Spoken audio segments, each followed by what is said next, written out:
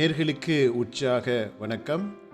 இந்த பகுதி 3 வீடியோவினூடாக உங்களை சந்திப்பதிலே நான் மிக்க மகிழ்ச்சி அடைகிறேன். நான் உங்கள் அருண்குமார். இன்றைக்கு நாங்கள் என்னத்தை கற்றுக்கொள்ள போகிறோம்னு சொன்னால், கடந்த 2 வீடியோவிலையும் நாங்கள் வீடியோவை எப்படி இம்போர்ட் பண்ணுறது, எப்படி ஸ்ப்ளிட் அல்லது கட் பண்ணுறது, அதை எப்படி நாங்கள் டிரான்சாக்ஷனை கொடுத்து நாங்கள் ஒரு வீடியோவை இணைக்க முடியும் என்பதை பற்றி பார்த்தோம்.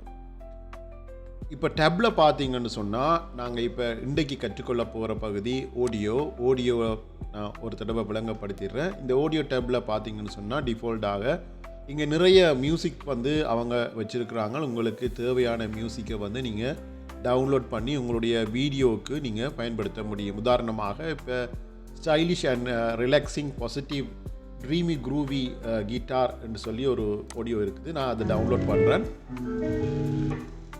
ஸோ இந்த ஆடியோவை எனக்கு தேவைன்னு சொன்னால், இந்த ஆடியோவை கிளிக் அண்ட் ட்ராக் பண்ணி கொண்டு நீங்கள் வீடியோவுக்கு கீழே இருக்கிற லேயரில் நீங்கள் போட வேண்டும்.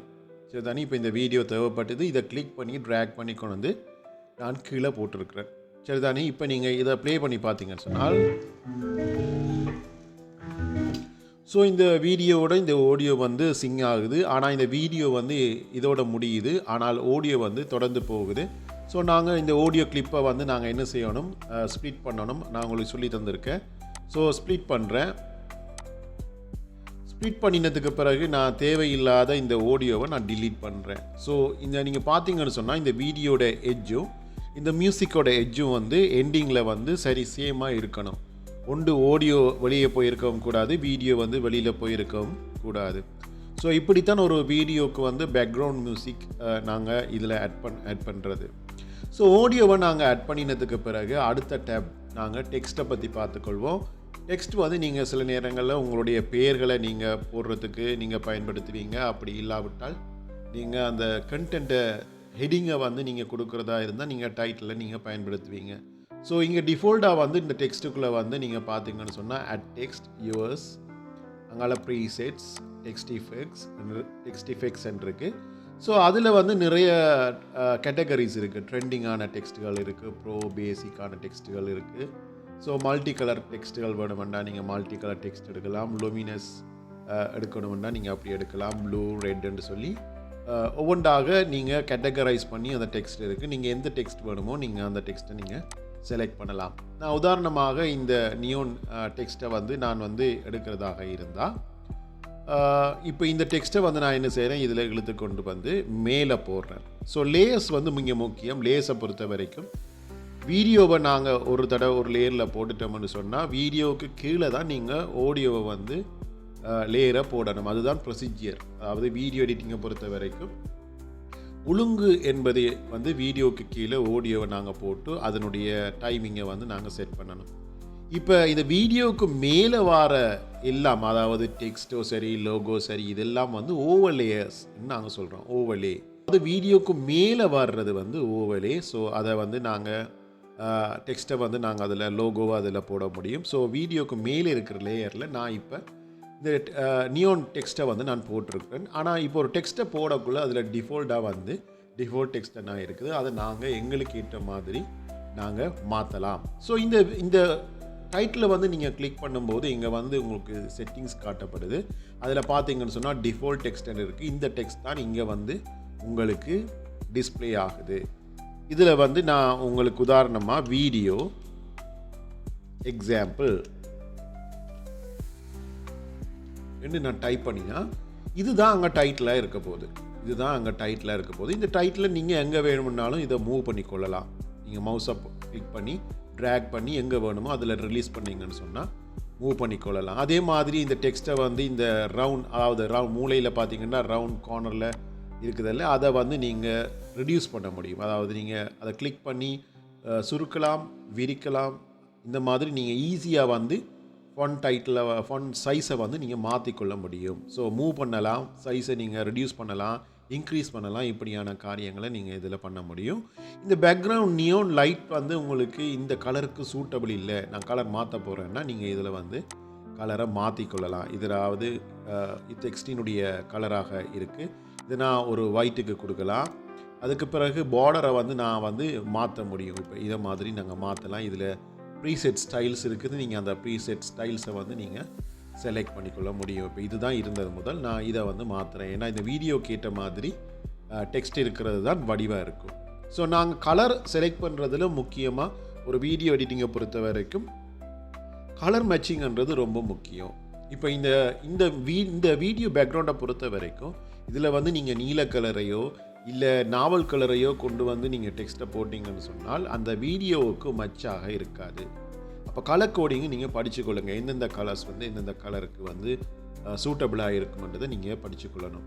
சரிதானே? ஸோ இப்போ நாங்கள்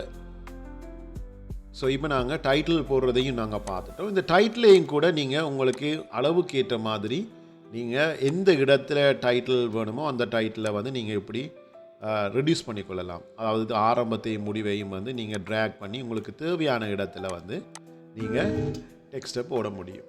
சரிதானே? இப்போ டெக்ஸ்ட்டை நாங்கள் பார்த்தோம். அடுத்தது நான் ஸ்டிக்கர்ஸை பார்க்குறேன். ஸ்டிக்கர்ஸ்ன்னு சொல்லும்போது உங்களுக்கு சப்ஸ்கிரைப் பண்ண சொல்லி நீங்கள் ஒரு யூடியூப் சேனலில் நீங்கள் போடுவீங்க. இந்த சேனலை வந்து சப்ஸ்கிரைப் பண்ணுங்கள். இப்போ நீங்கள் பார்த்தீங்கன்னா பெல்லை வந்து கிளிக் பண்ணுற மாதிரியெல்லாம் மவுஸை வந்து சப்ஸ்கிரைப் பட்டனை கிளிக் பண்ணுற மாதிரியெல்லாம் போடுறாங்க. அது எப்படி போடுறாங்கன்றலாம் உங்களுக்கு ஆச்சரியமாக இருக்கும். வேற ஒன்றும் இதில் புதுசாக இல்லை. இதில் ஆல்ரெடி வந்து ப்ரீசெட்ஸ் இருக்குது. நீங்கள் அதை வந்து யூஸ் பண்ண வேண்டியது மட்டும்தான். இப்போ உதாரணமாக நான் சப்ஸ்கிரைப் பண்ணணும் என்ற இதை வந்து நான் வந்து இதில் எடுத்துக்கொண்டு வந்து போடுறேன். ஸோ தேர்ட் லேயரில் போடுறேன். தேர்ட் லேயரில் போட்டுட்டு நான் வந்து இதை வந்து கொஞ்சம் சுருக்கி விடுறேன். ஸோ இதை பார்த்தீங்கன்னு சொன்னால் இப்போ விளங்குதா? சப்ஸ்கிரைப் பட்டனை கூட நீங்கள் மூவ் பண்ண முடியும்.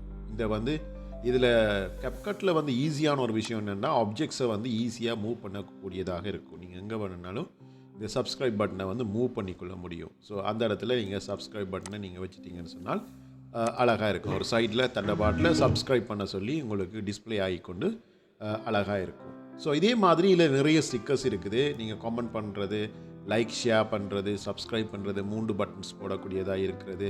இந்த சப்ஸ்கிரைப் பட்டன் இது லைக் பண்ண சொல்லி நீங்கள் போடுறதா இருந்தால் நீங்கள் லைக் பண்ண. இப்போ உதாரணமாக இதை எடுத்துகிட்டு நான் ஸ்டிக்கரை டிலீட் பண்ணிவிட்டு இப்போ லைக்கை கொண்டு வந்து நான் போட்டேன்னு சொன்னால் ஸோ லைக்கை வந்து அதில் காட்டும். இப்போ இதில் பார்த்தீங்கன்னா லைக் பண்ண சொல்லி காட்டுது. ஸோ இதையும் வந்து எப்பயுமே நான் உங்களுக்கு சொல்கிறேன், வீடியோ, ஆடியோ, ஸ்டிக்கர்ஸ், டைட்டில் எதுவாக போட்டாலும் ஸ்டார்டிங் பாயிண்ட்டும் எண்டிங் பாயிண்ட்டையும் வந்து நீங்கள் பார்த்துக்கொள்ளணும். காரணம் வந்து எண்டிங் பாயிண்ட் இப்போ உதாரணமாக இப்படி இருந்துட்டேன்னா சும்மா வீடியோ இல்லாமல் இந்த லைக் மட்டும் நீங்கள் வீடியோவில் ப்ரொடியூஸ் பண்ண வேண்டியிருக்கும். ஸோ ஒரு வீடியோ ப்ரொடியூஸ் பண்ணக்குள்ளே ஸ்டார்டிங் எண்டிங் பாயிண்ட்டை வந்து நீங்கள் கருத்தில் கொள்ள வேண்டியது ரொம்ப முக்கியம். சரியா? இப்போ நான் எண்ட் பாயிண்ட்டுக்கு சரியாக நீங்கள் இந்த மூவ் பண்ணி எப்படிடா அந்த எண்ட் பாயிண்ட்டை பார்க்குறது அப்படின்லாம் நீங்கள் யோசிக்க தேவையில்லை. இதை மூவ் பண்ணி கொண்டு போகும்போது ஆட்டோமேட்டிக்காக அங்கே வந்து ஒரு லைன் ஒன்று விழுது, க்ரீன் லைன். அது என்னென்னா மேக்னட்டிக்காக விழுது. சரிதானே? கீழே இருக்கிற வீடியோக்கு ஏற்ற மாதிரி லைனுக்கு விழுது. நீங்கள் அதில் ரிலீஸ் பண்ணி விட்டிங்கன்னா ஆட்டோமேட்டிக்காக அதிலே இருக்கும். சரிதானே? இப்போ நாங்கள் டைட்டில் போடுறத பார்த்தோம்.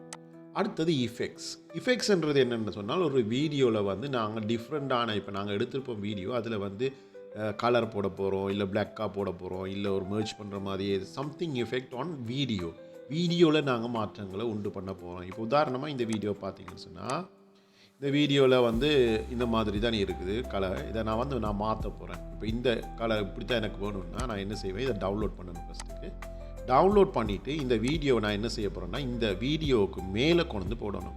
வழமையாக நாங்கள் என்ன செய்கிறோம், எதையும் கொண்டு வந்து நாங்கள் மேலே ஒரு லேயரில் அப்படி தான் நாங்கள் போகிறோம். நாங்கள் இந்த வீடியோட லேயரில் வந்து நீங்கள் ஆட் பண்ணிடுங்க. ஆட் பண்ணிங்கன்னு சொன்னால் இந்த மாதிரி ஒரு ப்ளூ கலரில் உங்களுக்கு வரும். இல்லைங்க தான் இந்த ப்ளூ கலரில் வரும். இந்த ப்ளூ கலர் என்னன்னு சொன்னால் அந்த எஃபெக்ட்ஸ். இப்போ உதாரணமாக பாருங்கள், இந்த மூவ் பண்ணி கொண்டு இருக்கிற எஃபெக்ட் வந்து இந்த வீடியோவுக்கு வந்து ஆட்டோமேட்டிக்காக போடப்படுது. இல்லைங்கதா? ஸோ உதாரணமாக இந்த எஃபெக்டை நான் கிளிக் பண்ணி டிலீட் பண்ணிவிட்டு இன்னொரு எஃபெக்டை போடுறேன். நான் இதை வந்து போடுறேன். இப்போ இதை நீ பார்த்தீங்கன்னு சொன்னால் இது வந்து ஒரு ரைஸ் வார மாதிரி. இல்லைங்கதா? இந்த நாவல் கடலில் சுற்றி வர இருக்கிற லேயர் வந்து நான் வந்து வீடியோ எஃபெக்ட்ஸை நான் போடுறேன். இது மாதிரி நிறைய எஃபெக்ட்ஸ் இருக்குது நீங்கள் இதில்.